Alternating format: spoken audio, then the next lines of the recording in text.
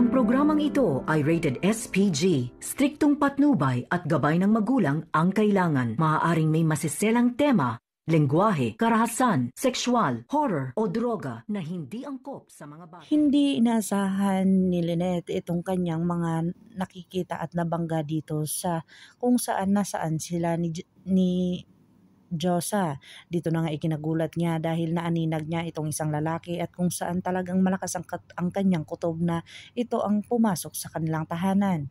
Dito na sinumbong ni Dax dito kay Nerissa ang lahat ng kanyang mga nagagawa na kung saan itinago pala siya ni Nerissa at ni Moira doon sa kanilang lugar kung saan hindi siya makikita.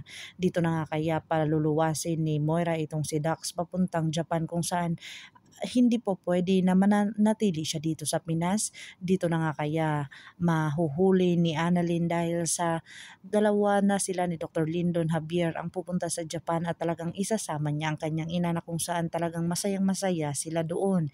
Dito na nga ay talagang sinundan niya ang isang babae na kung saan naiwan nga ang isang gloves.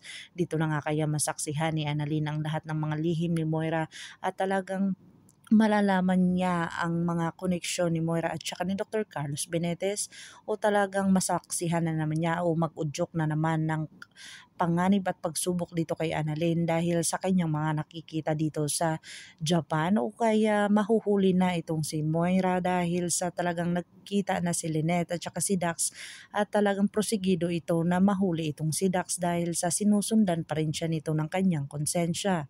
Pakakabangan natin ang mga susunod pa na episode na ito. Ang abot kamay na pangarap.